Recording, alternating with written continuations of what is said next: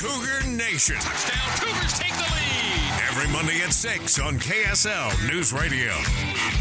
Welcome back in, Cougar Nation. Hope you're having a fantastic Monday evening, even though BYU football's done for the year. It feels weird. No bowl game for BYU football. It's not a good vibe. It's not a good feeling. But, hey, when you're not a good football team, you don't deserve to go to a bowl game. And that was the case for BYU as the quest to get back to bowl eligibility. To me, it starts now. Today was day one to getting back to respectability because BYU is just not a good football team. 2-7 this year in the Big 12, 5-7 overall. Tough schedule. But, man. Hardest schedule in the Big 12.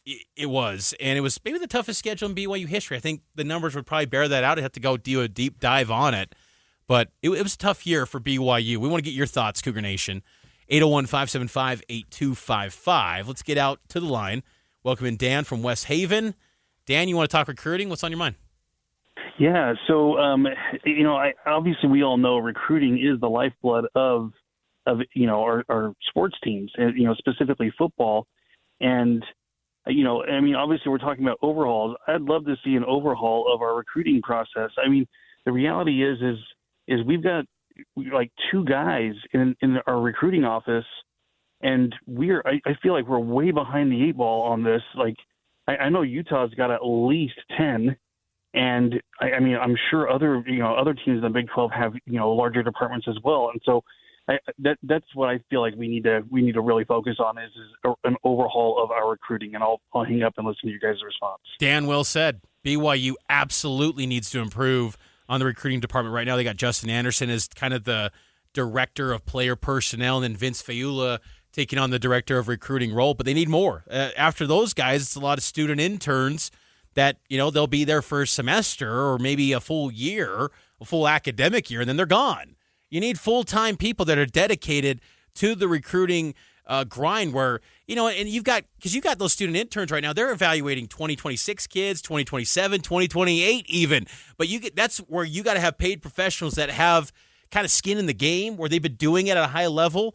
That's what you need. You need about 10 people deep on the recruiting trail because you look at BYU's recruiting class right now, number 61 overall in the team recruiting rankings for 24/7 Sports, kind of the industry standard in the recruiting game. That's okay. But to me, if you want to be a consistent, bowl-eligible Big 12 team, you need to be an annual top 40 team in the recruiting rankings. And BYU can do it. They've done it in the past.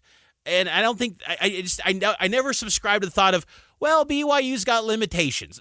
No, BYU has always recruited at a high level. They did. They've always recruited at a high level, though. It's regressed recently when you were an independent, and the importance of conference affiliation became greater than ever. But now you're in the Big 12. Now you can sell the element of, hey, you can go play for a national title with the 12-team playoff. Why not come here? You play a great brand of football at BYU. Get these kids and open up new roads.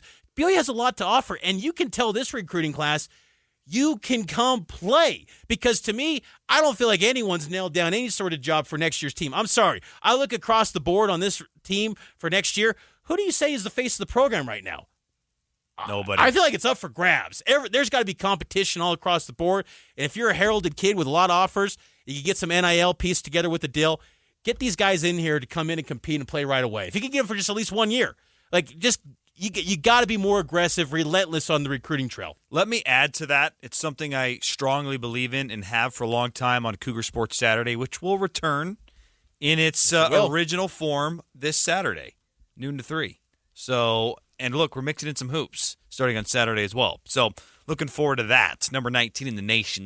They deserve some love. They'll get it on Saturday when we roll out Cougar Sports Saturday again.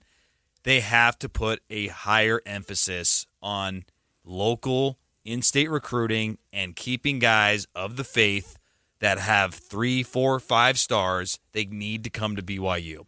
Look, you're a portal guy. BYU had a good portal class this year, and it didn't really pan out the way that we thought it all would. I would say, though, with the LDS recruits, I get kind of tired of the thought of some of these LDS recruits in the past have said, well, BYU didn't recruit me first, so now I'm not interested. But, a major Big Ten school could swoop in at the last minute, and that's okay for me. I agree. There's always a higher standard for BYU. It's like, well, they didn't recruit me first, so I'm going to hold it against them forever. It's like, why is we see that, like, BYU's in the Big 12. They could be a little more selective. And I don't agree where you just willy-nilly say, here, you're a local kid, so here's an offer. But I do agree you got to get better in the state, because you look at the top 10 recruits in the 2024 class, you've only got one, and that's DeVoe Tuataga, who's a good edge rusher, and hopefully he pans out. That's been another position, too. BYU's getting edge rushers in state. None of them are hitting. Michael Daly officially announced formally he's going to the portal. We've known that for weeks. Michael Daly, Michael Daly, John Henry Daly, expected to be going to the portal as well. There's a lot of movement for BYU, and none of these guys are hitting in that edge rusher spot. You got to hit at the high school level at the edge rushers, because one thing I've seen the last 4 or 5 years when it comes to transfer portal, you're not getting elite offensive tackles. You're not getting elite edge rushers at those positions. No. It's the skill positions where the portal has just a massive wave of talent. But on the lines, you're not going to the portal. You got to get high school recruiting. You got to recruit at a high level. And if you're going to win in the Big 12, you got to get some guys that are going to have a long list of Power 5 offers, and you got to go compete. And that consists of every single day bending the knee to a 17-year-old and texting them all the time, sending them edits. And look, if you're a middle-aged man, you're thinking that, like, that sounds awful, but your living is determined by these 17-year-olds. So that's what it is. College football is a bizarre, not a place I want to be. It is a bizarre sport, but that's what it is in this game. And that's where I think, too, NIL can help the cause, because, again, I believe that BYU has a lot to sell.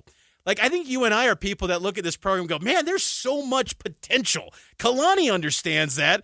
I love the passion that Kalani brings, but they just got to kind of fine-tune the nuts and bolts and execute this thing at a higher level and just kind of make sure this operation is just kind of churning. And you got to put more resources to that recruiting staff. So when Dan calls in and talks about the recruiting, that is a piece that's got to kind of ramp up a little bit and have more manpower added, man or women, whatever it is. You got to add some more people to that group. It's got to be better across the board. I just feel like, gosh, the easiest way to do this is to get more Reiner Swansons. That's what I'm referring to when I say local. And that was a big get. Start to get those kids who maybe before would say, I like you, BYU, but you're not playing big boy football. Sure. Now that that's removed, hone in on those guys and land those guys. Because you're pointing about 1 of 10 in-state top 10 for next year. That's not good enough if you want to compete in the Big 12. I completely agree. Our producer, Nate Slack, just chimed in with a great nugget.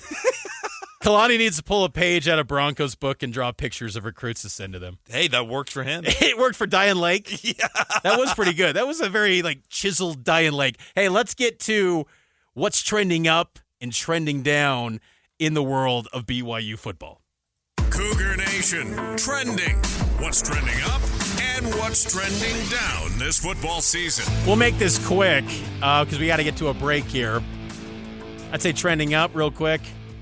Middle linebacker. Thought that was a position group that looked pretty good against Oklahoma State. Ace Kafusi, Harrison Taggart, Siali Asare. I know he's banged up, but that's a position I feel like there's some optimism going forward for BYU. Trending up for me, Will Ferrin. Yeah. That was a cold-blooded kick. Yes. Right down the pipe. That could have went from 55.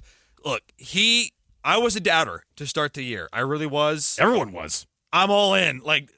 BYU's in a good spot for the next 2 years. Spencer Linton reported that he got a scholarship, so well-deserved for Will Ferrin. Trending down, job security for coaches. I just think that, hey, when you make changes and you have a losing season, BYU doesn't lose. I don't care that you went to the Big 12. The standard doesn't get lowered. Yep. You elevate the standard because you're now on a bigger stage. So job security takes a hit for some of these coaches. Play calling from Aaron Roderick trending down for me. I just thought, especially the past couple weeks, it was super conservative. They played not to lose, and that's not going to work. Cougar Nation brought to you by Blue Barn Wealth, fee-only fiduciaries who help you live within your meaning.